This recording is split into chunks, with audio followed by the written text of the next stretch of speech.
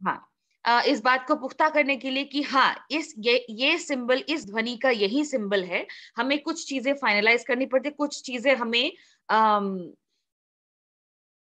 Identify करके उनको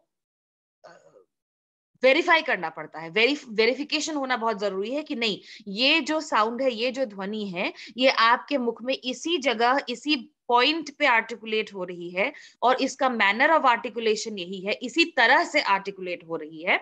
और उसी के बाद हम लोग उसी के इन दोनों चीजों को फाइनलाइज करने के बाद ही हम किसी भी ध्वनि के सिंबल को फाइनल कर पाते हैं, किसी भी ध्वनि के सिंबल को आइडेंटिफाई करके फाइनल कर पाते हैं कि हाँ ठीक है, हम इस अपनी भाषा के इस सिंबल के लिए, सॉरी, अपनी भाषा की इस ध्वनि के लिए इस सिंबल का इस्तेमाल करेंगे आईपीए चार्ट में। जैसा कि मैंने आप लोग को बताया था कि आईपीए चार्ट में विश्व के सभी भाषाओं की सभी ध्वनियों को रिप्रेजेंट करने के लिए सिंबल दिए गए हुए हैं, क्योंकि हमें पता है कि हमारी भाषाओं में, विश्व की सभी भाषाओं में लिमिटेड नंबर ऑफ ध्वनियां होती हैं। लिमिटेड ध्वनियां हैं, ध्वनियां लिमिटेड हैं, लेकिन उन्हीं लिमिटेड ध्वनियों को अलग अलग तरीके से परम्यूटेशन कॉम्बिनेशन करके उनसे अलग अलग वर्ड्स बनाते हैं, और उन वर्ड्स को भी अलग अलग तरीके से परम्यूटेशन कॉम्बिनेशन करके हम सेंटेंसेस बनाते हैं। और सेंटेंसेस की कोई सीमा नहीं है, there are unlimited number of sentences which can be made in any language, right. तो आईपीए में ये सारी ध्वनियां, दुनिया की सभी भाषाओं की सभी ध्वनियां मौजूद हैं, और दुनिया की सभी भाषा की सभी ध्वनियों को रिप्रेजेंट करने की क्षमता है। इसीलिए अगर आप लोग को लग रहा है कि आपकी भाषा में ये ध्वनि है, तो थोड़ा सा मेहनत करनी पड़ती है फाइंड आउट करने के लिए कि एग्जैक्टली किस तरह से इस ध्वनि को रिप्रेजेंट करना चाहिए। तो हमने yesterday we talked about consonants, कल हम लोगों ने व्यंजन देखे कि किस तरह से अलग अलग व्यंजन हैं, जिनकी ध्वनिया, जिन ध्वनियों, जो वंजे व्यंजन ध्वनियां हैं, जिनके सिंबल्स आईपीए में मौजूद है, और कौन कौन से वो ध्वनियां हैं। ठीक है। थोड़ा सा लेट हो गया आज, क्योंकि हमने येस्टरडे कहा था कि, कल कहा था कि हमने शुरुआत में हम लोग इससे शुरू करेंगे कि आप लोगों ने आपको अपनी भाषा में क्या ऐसी ध्वनियां मिली हैं जो लेट्स से हिंदी वर्णमाला में नहीं पाई जाती है, और जिसकी वजह से, और आप लोग क्या सोचते हैं कि कौन सा आईपीए का सिंबल होगा जो आपकी ध्वनि को रिप्रेजेंट करता है। लेकिन हमने लास्ट में कल थोड़ी सी बात की थी, इसलिए मैं उस पॉइंट को आज क्विकली स्किप करूंगी, क्योंकि आज हमें थोड़ी चीजें कवर करनी है, क्योंकि टुमारो, कल हम लोग सिर्फ प्रैक्टिस करेंगे, कल हम लोग सिर्फ आईपीए को लिखना और आईपीए का इस्तेमाल करने की प्रैक्टिस करेंगे। क्योंकि जैसा कि मैम ने कहा, ये एक ही ट्रेनिंग में होना, 100% समझ जाना इम्पॉसिबल है, क्योंकि प्रैक्टिस बहुत ज्यादा लगती है। और आप पे ये प्रेशर भी नहीं है कि आप अपने डेटा को तुरंत तुरंत आईपीए में करके ही भेजें, लेकिन शुरुआत हम कल से कर सकते हैं, प्रैक्टिस करना शुरू कर सकते हैं, ताकि आप लोग प्रैक्टिस करते करते आपको दोबारा से, बिकॉज अभी भी हम लोग को होता क्या है कि कभी कभी किसी सिंबल के लिए, किसी ध्वनि के लिए हमें वापस आईपीए चार्ट खोल के देखना पड़ता है कि अच्छा, इसका ध्वनि, इसका सिंबल क्या था। लेकिन प्रैक्टिस करते करते इसकी आदत हो जाती है, इसकी समझ हो जाती है, and then we are able to use it very well. अब तक तो हमने सिर्फ व्यंजनों की बात करी, क्योंकि व्यंजन जो है, व्यंजन को आइडेंटिफाई करना थोड़ा सा इजी होता है, राइट। क्योंकि व्यंजन का मतलब क्या है, हवा की जो हवा आपके अंदर लंग से, फेफड़ों से बाहर निकल रही है, उस हवा का कहीं अंदर आपके मुख विवर में कहीं पर मैनिपुलेशन हो रहा है। उस मैनिपुलेशन में क्या होता है, या तो वो हवा कहीं कंप्लीटली बंद हो रही है, कहीं उसका संकुचन हो रहा है, कहीं वो जीभ के साइड से निकल रही है, कहीं ऊपर से निकल रही है। So you know where the air is going, you know that there is a stoppage of the air somewhere. ठीक है। जब प बोल रहे हैं तो पूरी तरह से बंद हो रहा है, जब फ बोल रहे हैं तो एक्स्ट्रा एक हवा का झोंका आपके मुंह से बाहर निकल रहा है, जब फ बोल रहे हैं तो कोई भी स्टॉपेज नहीं है, आराम से निकल रहे हैं, लेकिन एक फ्रिक्शन है वहां पर। स बोल रहे हैं तो कहीं एक फ्रिक्शन है, श बोल रहे हैं तो कहीं एक फ्रिक्शन है। तो ये सारी चीजें जो हैं, हमें पता है कि, हमको पता चल रहा है कि एग्जैक्टली एक जगह पे स्टॉपेज हो रहा है, या कुछ कुछ एक तरीके का मैनिपुलेशन हवा में हो रहा है। लेकिन जब हम वावल्स की बात करते हैं, वावल्स में स्वर की जब बात करते हैं, तो मैं बचपन में, मुझे याद है आज तक, कि हमें जो डेफिनेशन सिखाया गया था स्वर का, वो ये है कि किस स्वर बोलते समय, स्वर का उच्चारण करते समय हमें किसी दूसरे स्वर का की मदद नहीं लेनी पड़ती, किसी दूसरे व्यंजन की मदद नहीं लेनी पड़ती। और स्वर का उच्चारण जब होता है, जो हवा निकल रही है वो पूरी तरह से बाहर निकलती है, कहीं भी उसकी रोकथाम नहीं होती। जैसे हम हिंदी के ही स्वरों की बात करें, और अगेन मैं कहना चाहूंगी कि मैं एग्जाम्पल्स हिंदी के ले रही हूँ क्योंकि मुझे लगता है हम लोगों के बीच में यही एक भाषा है, ये और अंग्रेजी, जो कॉमन है।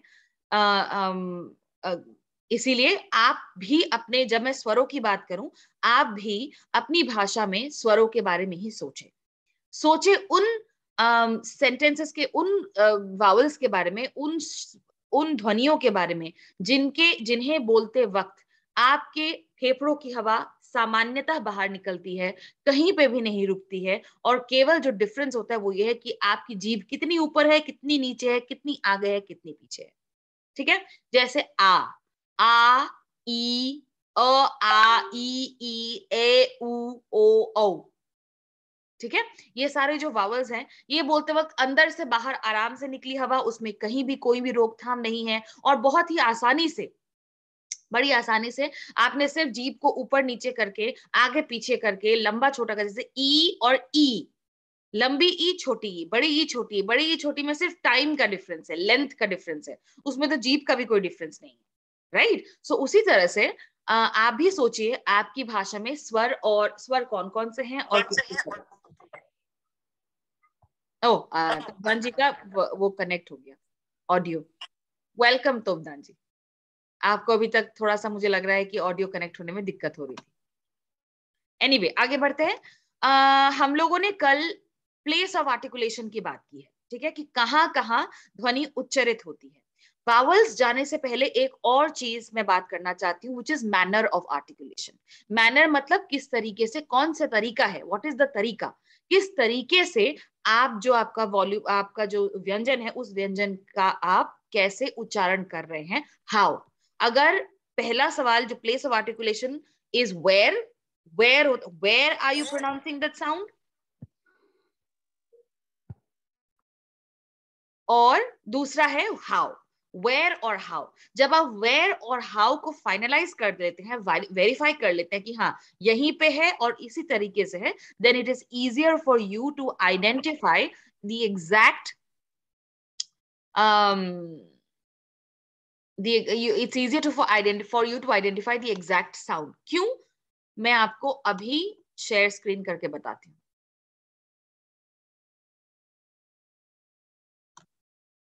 जैसा कि ये आपने कल आईपीए चार्ट देखा था, आप सब लोगों ने देखा था, हमने कल इनकी बात की है, इनकी, we have talked about these. ये क्या है? ये प्लेस ऑफ आर्टिकुलेशन है। प्लेस ऑफ आर्टिकुलेशन यानी कहां पर उच्चारण हो रहा है, ध्वनि का, उसके बेसिस पर ये सभी अलग अलग प्लेस ऑफ आर्टिकुलेशन है। फिर से एक बार रिवाइज कर लेते हैं थोड़ा सा। बाइलेबियल यानी जो दोनों होठों पर उच्चरित हो। आप अंदर से बाहर की तरफ, सॉरी, बाहर से अंदर की तरफ जाते हैं और आपको आराम से याद रह जाएगा। पहले यहां पर उच्चरित होता है, फिर उसके बाद लेबियोडेंटल, नीचे का होठ और ऊपर के दांत, ठीक है, जैसे फ, म, व, ठीक है। फिर डेंटल एल्वियोलर, पोस्ट एल्वियोलर, ये तीनों दांत के पीछे का जो थोड़ा सा खुरदुरा सा जगह होता है वो, और उसके थोड़े से पीछे, मान लीजिए आपके दांत से 1.5 इंच की जगह पीछे, वो एरिया हो गया, ये पूरा एरिया हो गया। त है, द है, ट है, ट है, थ है, सॉरी, थ है, ध है, ठीक है। ये सारे शब्द, ये सारे जो साउंड्स है वो इस एरिया में है। श और ज भी यहीं पे आप प्रोनाउंस कर रहे हैं। फिर रेट्रोफ्लेक्स है, ट, ठ, ड, ढ, ण हो गया। फिर पैलेटल, च, छ, ज, झ, ञ हो गया। व्हीलर आ गया, फिर क, ख, ग, घ, ङ आ गया। यूवलर, क और ग आ गया। फेरेंजियल, ये मैं बोल नहीं पाती। और ग्लॉटल, जैसे ह, ठीक है। ये धीरे धीरे करके आप पीछे जा रहे हैं। पोस्ट, यहाँ पर डेंटल एल्वियोलर, पोस्ट एल्वियोलर में दांत से पीछे की 1.5 इंच की जमीन नहीं, जगह। रेट्रोफ्लेक्स में यानी तालू, आपकी जीभ मुड़ के तालू के पर को टच करती है, इसलिए इसको रेट्रोफ्लेक्स बोलते हैं। मैंने बताया था, रेट्रो माने पीछे, फ्लेक्स मतलब मोड़ना।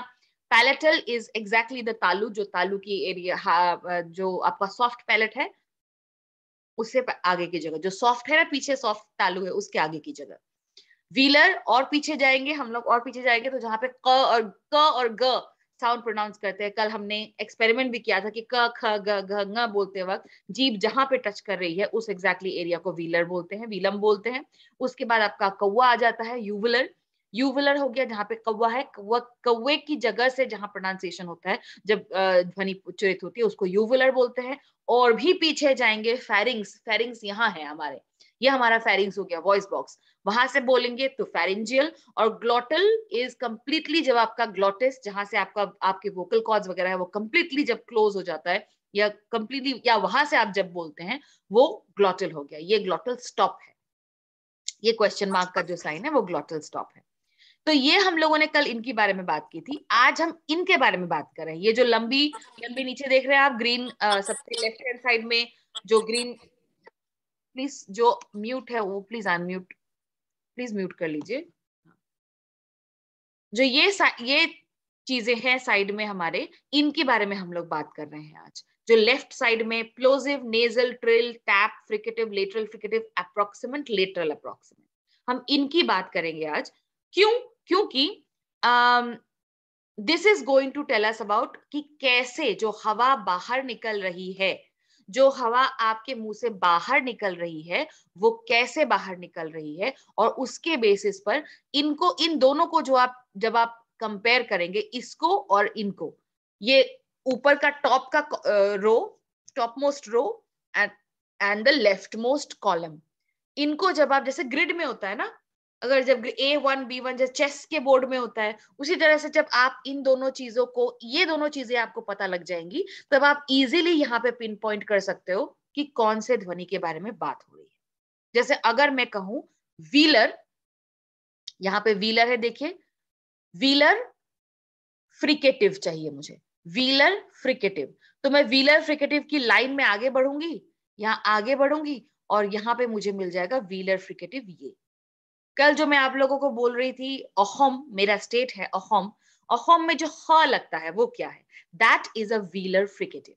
ह, Cha, aha. ह, this is the sound which is a wheeler fricative. ठीक है, एक ही व्हीलर फ्रिकेटिव है हमारे पास, ये रहा। ये जो दूसरा है वो थोड़ा सा, ये जो दूसरा है वो वॉइसिंग के साथ आ जाता है, उसके बारे में भी हम लोग बात करेंगे, वॉइसिंग और अनवॉइसिंग के बारे में। लेकिन फिलहाल हम ये जान ले कि this is Cha, aha. Ra, ara. ठीक है, ऑल राइट। सो सबसे पहले आता है हमारा प्लोजिव। प्लोजिव, एक सेकेंड मैं अपना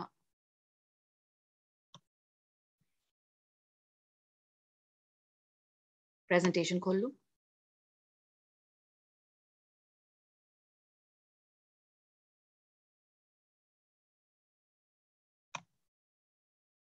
प्लीज गिव मी 1 मोमेंट।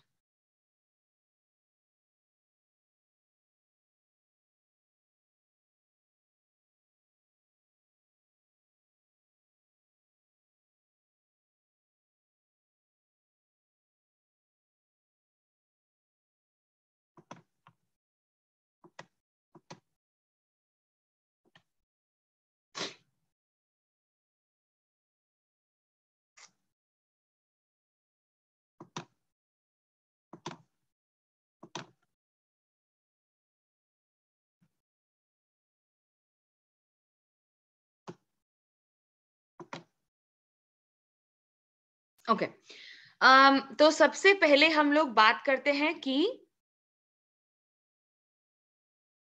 सबसे पहले हम लोग बात करते हैं प्लोजिव की। प्लोजिव क्या हुआ? प्लोजिव का, जैसे प्लोजिव समझने में बहुत आसान होता है। आप जब भी प्लोजिव सुनते हैं, आप याद रखें एक्सप्लोजन। ठीक है, एक्सप्लोजन यानी फटना। जब आप हवा को पूरी तरह से अपने मुंह के अंदर बंद करते हैं और उसके बाद उसे निकालते हैं, ठीक है, when you stop it completely in your mouth, when you stop the air completely in your mouth and then you release it, that is known as a plosive sound. जैसे कि हम लोगों ने यहां देखा था, Pa, apa. पा, पा बोलते वक्त whenever you say प, क्या आपको सुनाई दे रहा है? कैन यू हियर द प साउंड? Pa, apa. सुनाई पड़ रही है। जी जी सुनाई दे रहा है। ओके ओके, मैं मतलब कंफर्म कर रही थी क्योंकि शेयर साउंड हुआ था कि नहीं हुआ था, I did not know. Anyway, so when you are saying प, you are completely closing your the air, air का जो अंदर से जो हवा आ रही है उसको आप कंप्लीटली बाधा दे रहे हो। और बाधा देकर थोड़ी देर बाद इमीडिएटली आप खोल भी दे रहे हो, हवा आराम से निकल जा रही है, ठीक। But there is a closure, when you have the closure, when there is complete closure, completely बंद हो जाती है हवा, then we have, then that is called, and when you completely close it and then you open it for the air to burst out, it's called a plosive. जैसे pa, प, apa, ब, ba, aba, त, ta, ata, त बोलते वक्त भी आप देख सकते हैं when you are saying त, आप लोग खुद अपने आप में जब when we are doing all this, no, I would recommend that आप लोग खुद भी अपने आप में प्रैक्टिस करते रहें, अभी right now प्रैक्टिस करते रहें, you will realize what I am talking about. When you are saying त, त बोलने से पहले, उच्चारण करने से पहले आप थोड़ा सा ध्यान दीजिए कि हवा कहाँ है और क्या कोई भी हवा निकल रही है कहीं से, ठीक है। It's not coming out from anywhere. त अल्टीमेटली जब आप कंप्लीटली हवा को बंद करके छोड़ते हो तभी निकलती है आवाज, जैसे कि फ के साथ होता है। फ बोलते वक्त the air is complete, air is passing all the time, पूरे 100% of the time air is passing, जैसे पास हो रही है हवा। लेकिन त बोलते वक्त, त बोलने जस्ट उच्चारण के इमीडिएट पहले, is the air coming from anywhere? No, it's not. Only when you release the air is the sound pronounced. Unlike फ या श, राइट, इनके वो भी किस तरह के हैं, उनके उस पे भी हम लोग पहुंचेंगे, वो यहाँ पर आता है। फिलहाल plosives we are talking about. Plosive is when you have completely closed the sound. ta, ata, da, ada, ट, ड, च। इवन च बोलते वक्त भी जब आप च बोल रहे कंप्लीटली बंद है, इट्स नॉट लाइक श। च बोलते वक्त भी कंप्लीटली हवा बंद हो रही है, बाहर निकल रही है। च, क, ग, क, ख, ग, घ, न, you are completely closing the sound and you are releasing it, ठीक है। सो जो हमने पहले हिंदी वर्णमाला में देखी थी क, ख, ग, घ, ng, उनमें भी पहला जो ये जो पूरी लाइन है, ये भी प्लोजिव्स की ही लाइन आती है, ठीक। ओके, मूविंग ऑन, नेजल, ठीक। नेजल क्या हुआ? नेजल इज नासिक्य, जब हवा आपके मुंह से नहीं निकल रही हो, नाक से भी निकल रही हो, केवल मुंह से नहीं, दोनों जगह से निकलती है। It's impossible for us to pronounce something using only our nose. हवा जो है, हवा आपके नाक से भी बाहर निकलेगी, मुंह से भी बाहर निकलेगी। वैसे ये पूरे टाइम पे ही फुल टाइम आपके नाक से भी हवा निकल रही होती है, लेकिन नेजल साउंड्स में ये जो नाक से निकलने वाली हवा की मात्रा मुंह के से निकलने वाली हवा से बढ़ जाती है, इसीलिए इनको नेजल साउंड बोलते हैं, ठीक है। नेजल यानी म, न, म, यही नेजल साउंड है। यही सारे हैं, म और न के अलग अलग जो वेरिएशंस हैं, these are the only nasal sounds that you have in languages. आपकी भाषा में भी अगर कोई नेजल साउंड होगा तो वो इसी के वेरिएशन में होगा, ठीक है। नेजलाइजेशन या नाक से बोलने का, नाक से थोड़ा सा प्रोनाउंस करने का जो प्रोनाउंस जो करते हैं, वो कभी कभी किसी भाषा में फोनेमिक भी हो जाती है, मतलब यानी वो केवल म न या म या न के साउंड से पर सीमित नहीं रहती। जैसे हिंदी में होता है कि आप चिड़िया बोलते हो, लेकिन चिड़िया बोलते हो तो उसका मतलब क्या है? इट्स अ सिंगुलर नंबर, एक चिड़िया हो सकती है। लेकिन अगर चिड़िया बोलते हैं तो चिड़िया में य के ऊपर एक नेजल, य के बाद एक नेजल साउंड आ रहा है। एक नाक से आप बोलने की कोशिश करो चिड़िया, उससे आपको पता चल रहा है कि एक चिड़िया नहीं थी, एक से ज्यादा चिड़िया थी, चिड़िया थी। लड़का, लड़के, ठीक है, लड़के, 3 लड़के जा रहे थे, ठीक है, 3 लड़के जा रहे थे तो वो थोड़ा सा अनग्रामेटिकल हो जाता है। 3 लड़कियां, ठीक है, इया बोलते हैं तो ऊपर एक नेजल साउंड लगता है। उसको आप हिंदी में कहीं न तो नहीं लग रहा, राइट, कहीं वो भी नहीं लग रहा है, बट एक न इया का साउंड आ रहा है, एक नेजल साउंड आ रहा है, ठीक है। सो अगर आपकी भाषा में भी म या न का इस्तेमाल किए बिना अगर इस तरीके का नेजल एक टोन आपको कहीं मिल रहा है, एक नेजल साउंड आपको मिल रहा है, तो आप ध्यान रखिए, ये वही चीज है जिसके बारे में हम लोग ये वही चीज है जो नेजलाइजेशन हो रहा है। और जिस तरह से हिंदी में फोनीमिक हो जाता है, यानी नेजलाइजेशन करने की वजह से उसमें एक अर्थ जुड़ जाता है। जैसे चिड़िया और चिड़िया में आपने इया को नेजलाइज कर दिया, नाक से बोलने लग गए, तो उसका अर्थ बदल जाता है, वो एक वचन से बहुवचन हो जाता है। वो आपकी भाषा में भी मतलब मौजूद है। उसके लिए जो सिंबल है वो यहाँ पर आपको दिखेगा। इसमें मैं आपको दिखाती हूँ वो।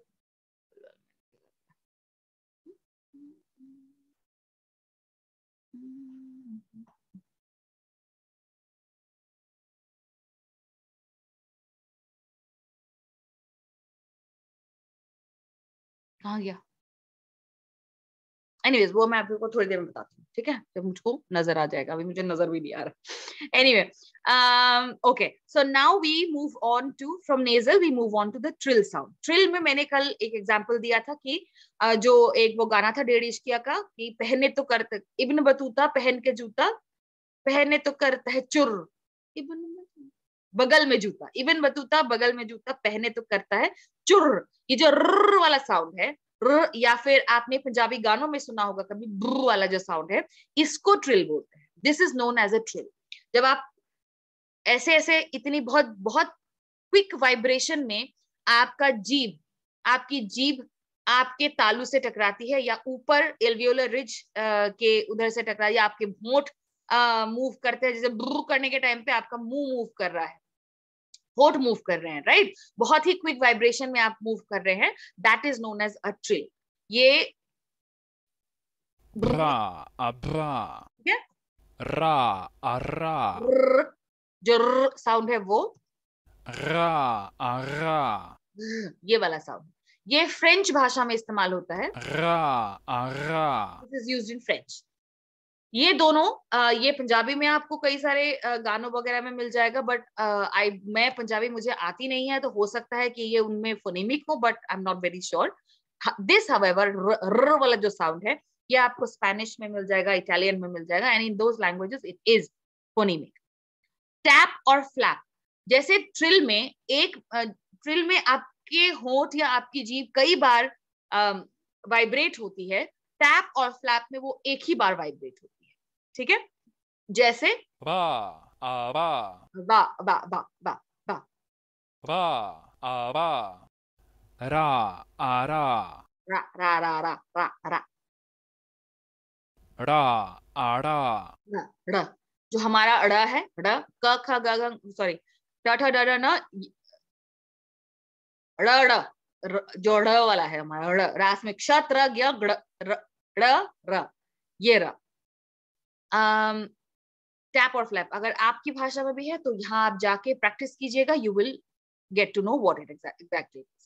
फ्रिकेटिव पे हम लोग आते हैं। फ्रिकेटिव का मतलब ही फ्रिक्शन। फ्रिकेटिव का नाम फ्रिक्शन से आया है। फ्रिक्शन कैसा?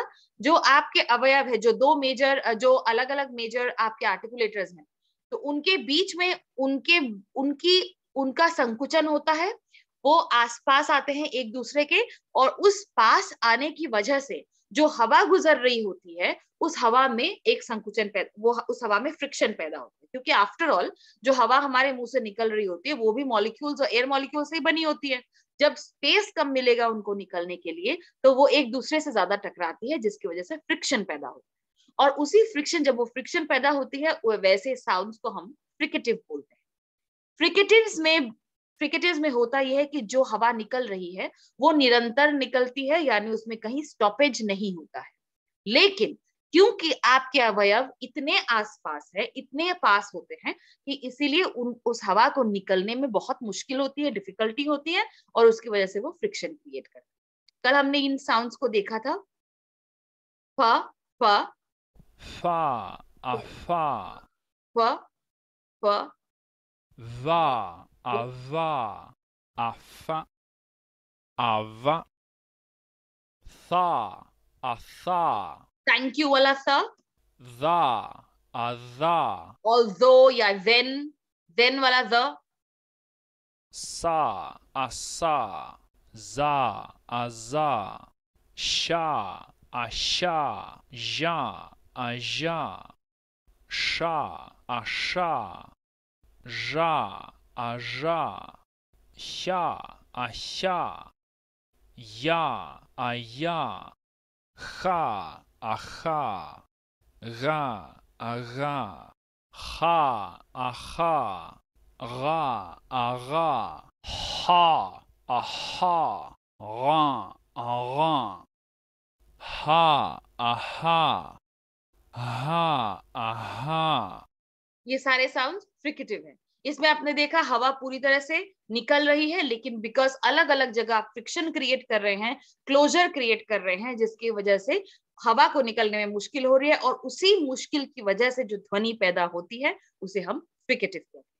लेटरल फ्रिकेटिव क्या हुआ? लेटरल फ्रिकेटिव Asla, asla, ये हम लोग, हमारे लिए बहुत मुश्किल है बोल पाना। लेटरल फ्रिकेटिव इज जब हवा साइड से निकल रही होती है, जब आप साइड से हवा निकाल रहे होते हैं, लेकिन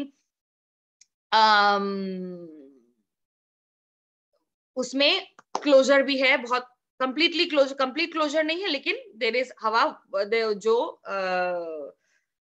सॉरी, हाँ, साइड से हवा, आपके जीभ के साइड से, मुंह के साइड से हवा निकल रही होती है, लेकिन एक क्लोजर, बिकॉज हम लोग के इन्वेंट्री में वो नहीं है, इसलिए हमें समझने में भी मुश्किल होता है, या फिर हमें इसको एक्सपीरियंस करने में भी मुश्किल होता है कि कैसे एग्जैक्टली इस हवा को हम लोग निकाल सकते हैं। एल्वियोलर और पोस्ट एल्वियोलर, मतलब आपके जीभ ऊपर एल्वियोलर और पोस्ट एल्वियोलर की तरफ जा रही है, वहां पे टच कंप्लीटली नहीं है, क्योंकि लेटरल फ्रिकेटिव है तो हवा तो निकलनी है वहां से, तो उस वजह से। ठीक है। अप्रोक्सीमेंट, va, ava, ठीक है, अप्रोक्सीमेंट का मतलब ही वही हुआ जैसे कि अभी जो मैं कह रही थी, जस्ट एक सेकेंड ना।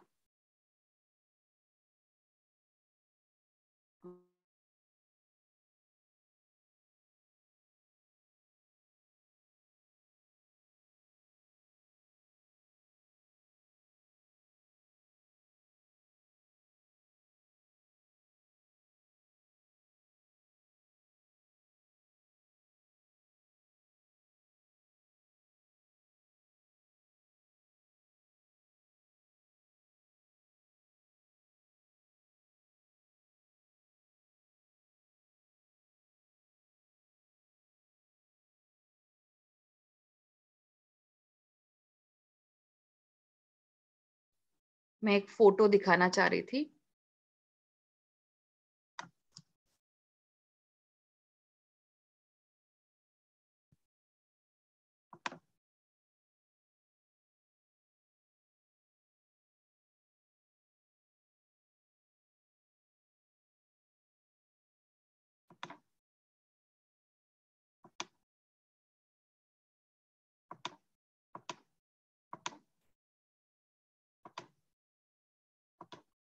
क्या आपको ये फोटो दिख रही है? ये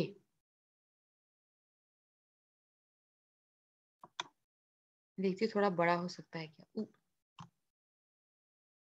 क्लोज। ये बड़ी नहीं हो रही है, अदरवाइज मैं आपको बड़ा करके दिखा देती। ये जो, लेकिन बहुत क्लियर है माधवी, हाँ क्लियर मैम, है।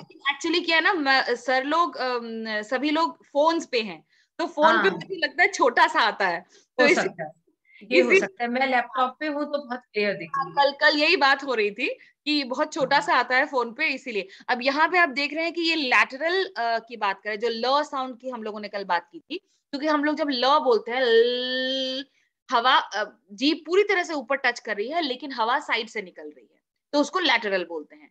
हावेवर इस हवा, इसको अगर आप टच ना करें, if you don't touch this, and if it is still up and yet the air is, जैसे यहाँ पे आपको अगर दिख रहा होगा, आई डोंट नो, जो हवा, जो एरोज दिख रहे हैं, उससे पता चलता है कि ये हवा साइड से निकल रही है, लेकिन आपकी जीभ ऊपर की तरफ जा रही है। सो वहां ऑब्वियसली ऊपर की तरफ जा रही है, तो वहां से भी हवा निकलेगी, क्योंकि कंप्लीट क्लोजर है नहीं। So that sounds, two sounds are known as lateral approximate. अगर आपकी भाषा में है, तब आपको इसके बारे में चिंता करने की जरूरत है, अगर नहीं है, then you don't have to worry about it.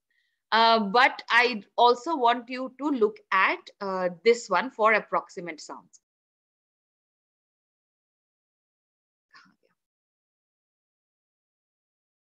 Ma'am ये दिख रहा है क्या?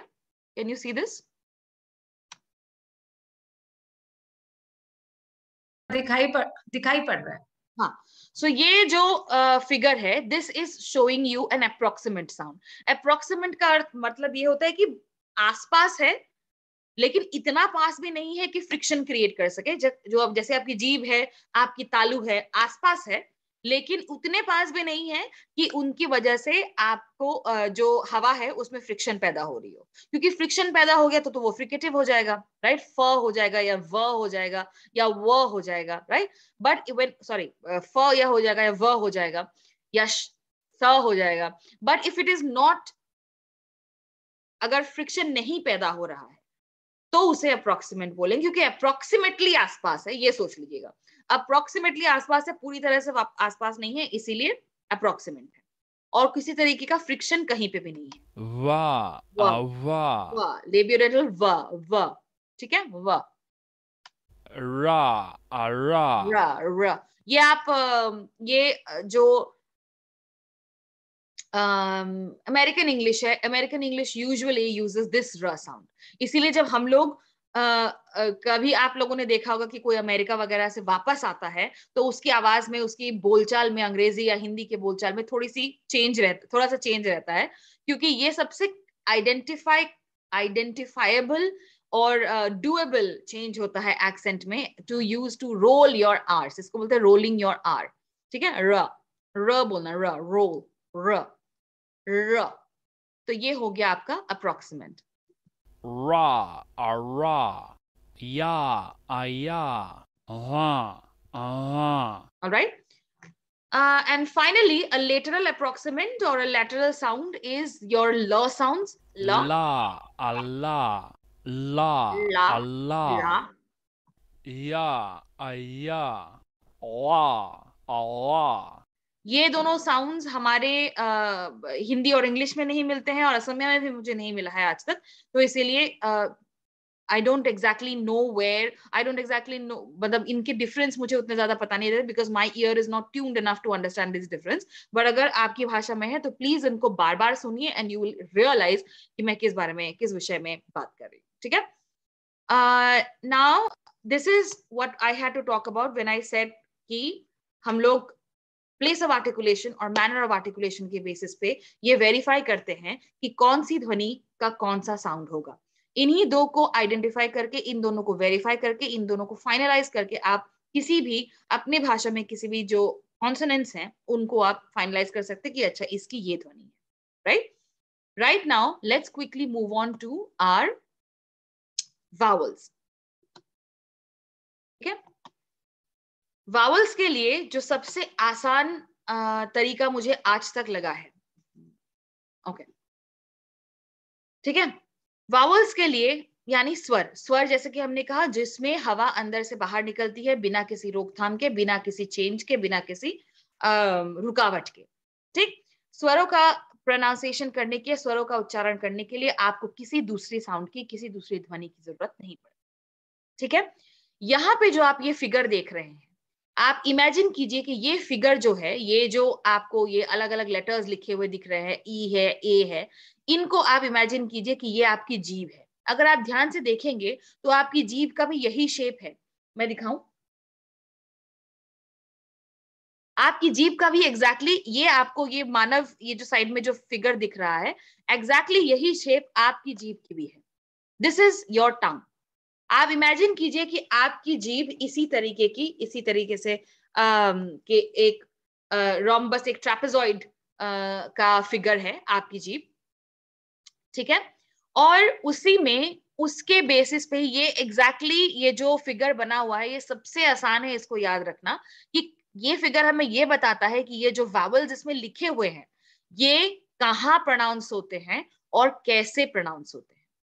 आपको केवल अपनी जीभ को के बारे में सोचना है, आंखें बंद करके इमेजिन करनी है कि आपका अगर ये मुख विवर है तो उस मुख विवर में एक पर्टिकुलर वावल बोलते वक्त आपकी जीभ का पोजीशन क्या है, ठीक है?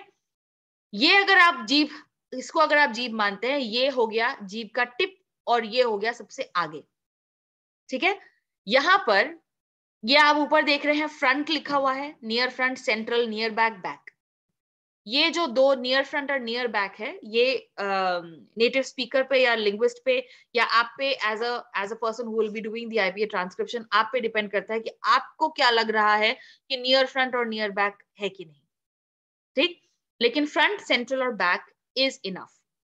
मतलब आपकी जीभ स्वरों का उच्चारण करते वक्त कभी आगे रहती है, कभी बीच में रहती है, कभी पीछे रहती है, ठीक है। जैसे आप बोल के देखिए, ई बोलिए और फिर इमीडिएटली ऊ बोलिए, ई ऊ, ई ऊ, ई ऊ। You will notice, you will immediately realize कि ई बोलते वक्त आपकी जीभ बाहर की तरफ है, इट्स आउटसाइड, लंबी हो रखी है, ई, you can see it itself, ई। और ऊ बोलते ही वो पीछे चली जाती है, ठीक है। सो सम वावल्स, कुछ स्वर हमारी भाषाओं में, कुछ स्वर फ्रंट होते हैं यानी सामने बोले जाते हैं, मुंह के सामने बोले जाते हैं, और कुछ स्वर बोलने के लिए जीभ को पीछे खींचना पड़ता है अपने आप को, और वो बैक हो जाती है। उसी तरह कुछ स्वर सेंट्रल होते हैं, बीच में बोले जाते हैं, बीच में ही जीभ कहीं बीच में रहती है। ना ऑब्वियसली ये स्पेस तो बहुत छोटा है, जीभ भी हम लोगों की छोटी ही रहती है, तो इसीलिए इन बहुत आसपास होती हैं ये चीजें, और उनको डिफरेंशिएट करना और उनको ध्यान से सुन के ये मतलब वेरीफाई करना कि एग्जैक्टली कहाँ पर है, ये लिंग्विस्ट का और जो नेटिव स्पीकर है उनकी रिस्पॉन्सिबिलिटी बन जाती है। और ये काफी देर तक सुनते रहना पड़ता है, काफी देर तक खुद ही बोल बोल के ट्राई करके रहना पड़ता है कि एग्जैक्टली कहाँ पे बोली जाती है, और क्या जिस स्वर का उच्चारण मैंने किया वो फ्रंट वावल है या बैक वावल, ठीक है। उसी तरह से आप देख रहे हैं कि एक तो फ्रंट है, बैक है, और एक क्लोज ओपन भी है। ये क्लोज और ओपन क्या है? ये क्लोज और open, what are these vowels? This is your the open and closing and the opening of your mouth. आपका मुंह कितना खुला हुआ है, राइट जैसे ऊ बोलते वक्त बहुत कम खुला हुआ है, ई भी बोलते वक्त बहुत कम खुला हुआ है, बहुत ज्यादा स्पेस नहीं है, ई बिना बिना ज्यादा लिप्स को हिलाए भी आप ई बोल सकते हो, ऊ भी बोल सकते हो, ऊ ई। लेकिन आ बोलते वक्त मुंह पूरा खुला हुआ है ना, सो दिस इज ऑल्सो कि मुंह कितना खुला हुआ है, क्लोज, मिड क्लोज, ओपन, ठीक है। ऑल्सो इंपॉर्टेंट इज कितना हाई है कितना लो है, हाइट भी ये जरूरी है। Is it a high vowel, is it a low vowel? ये क्लोज और ओपन वाला हाइट के ऊपर भी डिपेंड करता है, हाइट भी दिखाता है कि क्या आपकी जीभ ऊपर की तरफ है या नीचे की तरफ है। इसको इमेजिन करना ये मुझे बढ़िया लगता है, क्योंकि मैं अभी आपको एक एक्सरसाइज करके दिखाऊंगी, आपको पता चल जाएगा कि अच्छा इजी है। जैसे ये इधर के जो पीछे के वावल्स है ना, ये बैक वावल्स, पहले बैक वावल्स को देखते हैं, बैक स्वरों को। बैक स्वर मतलब वो स्वर जो आपकी जीभ को पीछे लेके ढकेल के उसको उनको बोलने के लिए आपको अपनी जीभ पीछे ढकेलनी पड़ती है, ठीक है।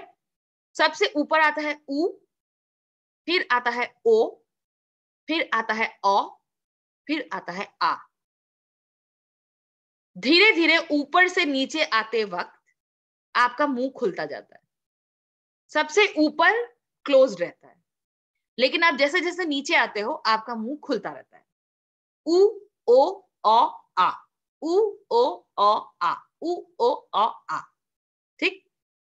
ये जो आपको उल्टा वी दिख रहा है, ये उल्टा वी छोटा वाला अ है।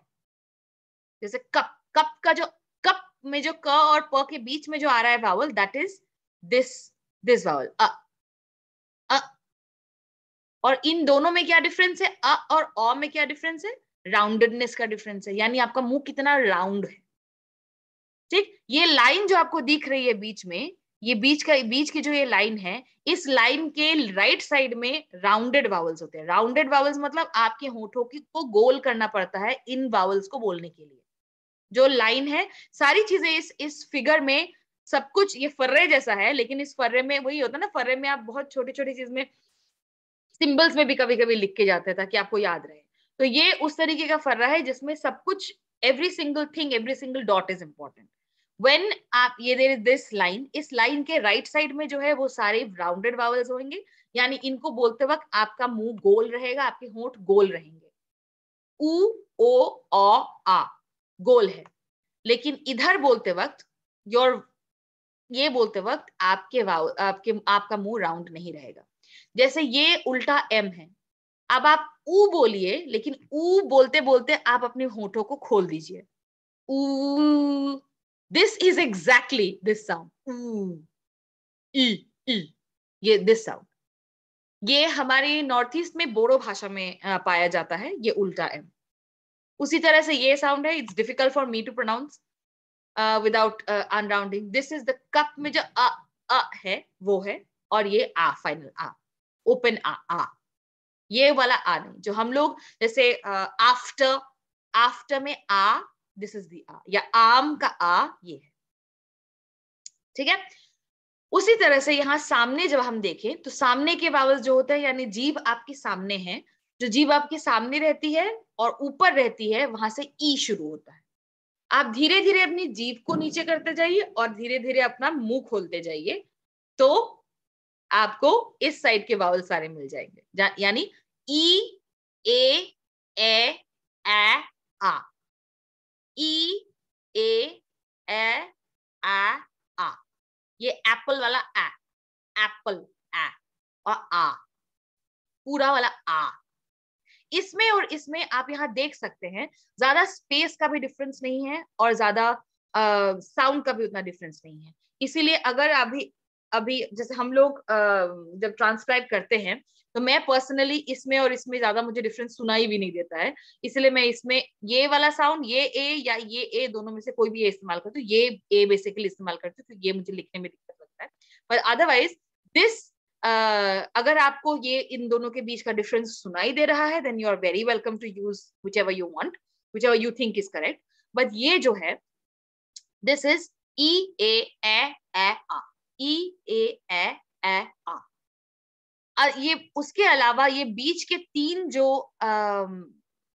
वावल्स हैं, these are important for you to understand. ये श्व है, this is the schwa. Shwa is the short sound. I'll quickly go and show it to you on the IPA chart.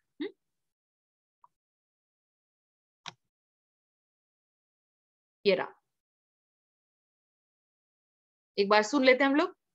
ई, ए, आ, ऊ, ओ,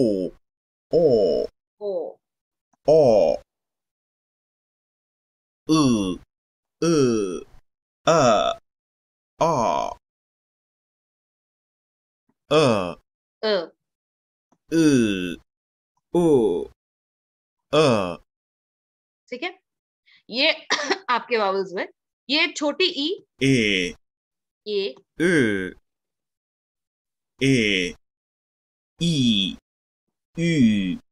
ई। Okay, सो ये हो गए हमारे vowels. Again मैं आपको फिर से याद दिलाना चाहती हूँ कि ये जो ट्रैपेजॉइड है, ये जो रोम्बस, ये जो शेप है, इस शेप को अपनी जीभ का ही शेप मान के चलिए, जीभ के शेप में इमेजिन कीजिए, तब आपके लिए इजी हो जाएगा याद रखना कि कौन सा सामने आता है, कौन सा पीछे आता है। पीछे के ऊपर के दो सिर्फ याद रखेंगे बस, और कुछ नहीं चाहिए, क्योंकि वो क्या है, ट्रिक क्या है कि ऊपर से नीचे तक अपना बस मुंह खोलते जाना है और आपको साउंड मिलता जाएगा। उ, ओ, अ, उ, ओ, अ, इ, आ, इ, आ, और इधर आ, ठीक है। दीज आर योर वावल्स, ये आपके स्वर हो गए, और हमने व्यंजन कर रखे हैं कल। स्वरों का वर्गीकरण कैसे होता है, सामने, जीभ मुंह के सामने बोला जा रहा है या मुंह के पीछे बोला जा रहा है, ऊपर बोला जा रहा है, टंग हाइट कितनी है, ऊपर मुंह के ऊपर बोला जा रहा है या मुंह के नीचे बोला जा रहा है, और मुंह खुला हुआ है या मुंह बंद है, कितना मुंह खुला है कितना बंद, ठीक है। मुंह के ओपननेस, राउंडेडनेस के ऊपर भी डिपेंड करता है कि exactly which vowel are you pronouncing. Now अब सोचने की बात यह है और समझने की बात यह है कि जब हम लोग हमारी भाषा का जब इस्तेमाल कर रहे होते हैं, तब हम लोग अकेले अकेले स्वर या अकेले अकेले व्यंजन नहीं कहते, राइट। जैसे हम अगर स्वर और व्यंजन मिलके शब्द बनते हैं, और जब आप डेटा कलेक्शन कर रहे होते हैं तो आपको स्वर और व्यंजन मिला के ही शब्द मिलते हैं, और वही शब्द मिला के आपको सेंटेंस मिलता है। उन्हीं का आपको एनालिसिस करना होता है, राइट। इसीलिए आपको पूरा पूरा शब्द देखना होता है। पूरा शब्द आपको दिखेगा तभी आपको पता चलेगा कि ये किस एग्जैक्टली कौन सा वावल है, किस वावल। जैसे ई और ई में, छोटी ई और बड़ी ई में जब हम लोग बोल रहे होते हैं तो अनटिल एंड अनलेस हम लोग अननेचुरली लंबा एक ई बोले तब तक आपको डिफरेंस समझ में नहीं आएगा कि छोटी ई बोल रहा है बड़ी बोल रहा है, ठीक है। जैसे लड़की या बिजली, बिजली में छोटी ई भी है बड़ी ई भी है, बिजली, ठीक। अब ये हम लोग अगर हिंदी किसी को आती है, हिंदी की मतलब अगर स्पेलिंग आती है तो उसको पता चलेगा कि हाँ बिजली ब में छोटी ई की मात्रा आती है तो शायद ब के बाद ई ही आएगा।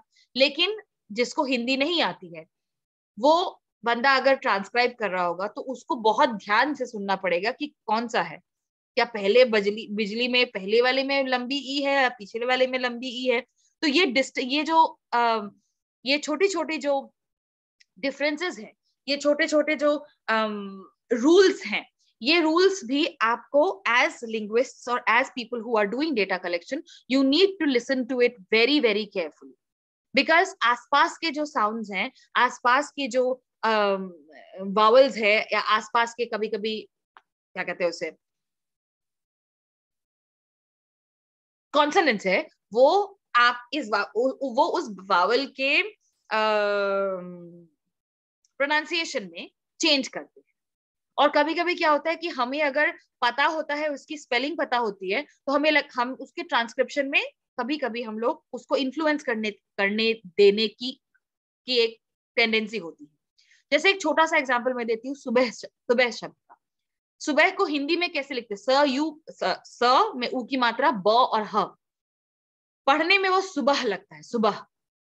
लेकिन अगर आप कह रहे हैं और अगर आप उसका इस्तेमाल अपनी भाषा में कर रहे हैं, अब तो आप सुबह सुबह बोलते हो, इनफैक्ट ब भी नहीं बोलते, सुबह सुबह बोलते हो, भ हो जाता है वो। तो क्या आपको ट्रांसक्रिप्शन करते समय ये लिखना चाहिए, सुबह में भ लगाना चाहिए, या आपको हिंदी का स्पेलिंग याद करके ब और ह लिखना चाहिए और उसके बीच में एक श्व लगाना चाहिए? द आंसर इज, जब आप ट्रांसक्रिप्शन कर रहे हैं आपको वही लिखना है जो आपको सुनाई दे रहा है। आप इस बात का ध्यान ना दें कि वो लिखा कैसे जाता है या उसको स्क्रिप्ट में कैसे लिखा जाता है, दैट इज नॉट इम्पॉर्टेंट।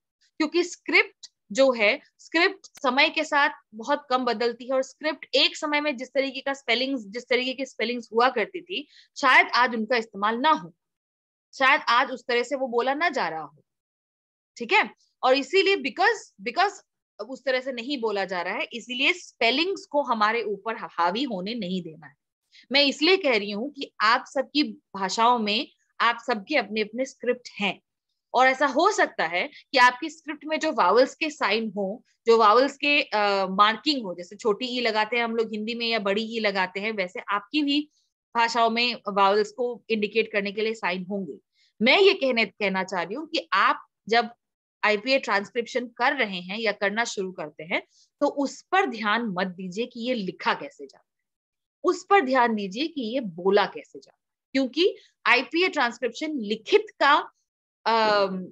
लिखित का स्वरूप नहीं है, आईपीए स्वरूप नहीं है। ये भाषा बोली कैसे जा रही है और वाकई में उसका इस्तेमाल कैसे हो रहा है, इस का रिप्रेजेंटेशन है, and not the written form.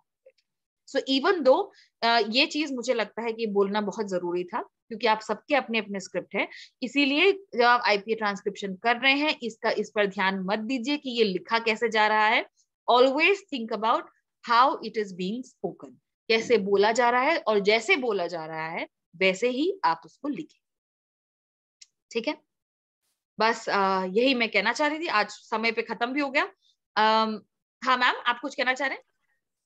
हाँ, बस तो मैं थैंक यू कहना चाह रहे हैं माधुरी जी को कि बहुत अच्छा आपने जो है समझाया, और जो अंत में आपने जो बात कही माधुरी ने, वो बहुत ही महत्वपूर्ण और ध्यान देने योग्य है। और आप लोगों से को और ज्यादा ध्यान देने की जरूरत है। उसकी वजह ये है कि एज अ लिंग्विस्ट हम शुरू से इस बात को समझते हैं कि रिटन लैंग्वेज और स्पोकन लैंग्वेज, मौखिक भाषा या जो बोली जा रही भाषा और लिखित भाषा, तो अलग अलग इंडिपेंडेंट सिस्टम्स हैं। और आप अगर ध्यान दें तो आपको खुद भी ये क्लियर हो जाएगा कि हर बच्चा या हर समाज मौखिक भाषा का इस्तेमाल करता है। जब उसे भाषा की सुरक्षा की या भाषा को समय तक बचा के रखने की जरूरत होती है या हुई पीछे समय में, तब लिपि का विकास किया गया। और लिपि जो है वो इस बोली गई भाषा के ऊपर आश्रित होती है। आप लोगों की जिम्मेदारी ज्यादा बन जाएगी इसलिए क्योंकि आपको दोनों को अलग अलग कर कर अभी से देखना है। अभी तक क्या था कि आप दोनों को समान समझकर काम कर रहे थे और कोई समस्या नहीं थी क्योंकि आप आईपीए ट्रांसक्रिप्शन नहीं कर रहे थे। लेकिन इस समय अगर आपको आईपीए में अपने भाषा के शब्दों को या आगे चलकर और भाषा के स्वरूप को लिप्यंकित करना है तो इस बात को बहुत ध्यान देना होगा। माधुरी, आपने बहुत इंपॉर्टेंट पॉइंट ये उठाया है और बस ये इसी बात को मैं फिर से आप ही की बात को एक बार दोहराना चाहती थी और कुछ नहीं। तो thank you very much. Thank you ma'am. आप सबको भी बहुत बहुत थैंक यू। मैंने अभी क्योंकि हम लोगों का ये इन दोनों दिनों में जो वावल्स और स्वर वाला और व्यंजन वाला कंप्लीट हो गया है, इसलिए अभी मैं आपको पीपीटी अभी सेंड कर दूंगी। आपको कोई भी डाउट हो तो प्लीज कल हम पूछेंगे, कल आप मुझसे पूछ लीजिएगा और कल हम लोग प्रैक्टिस करेंगे आप ही के डेटा को थोड़ा बहुत ट्रांसक्राइब करने की। ठीक है, कोई डाउट होगा तो हम लोग कल इमीडिएटली उसको हैंडल करने की कोशिश करेंगे। Alright, thank you very much.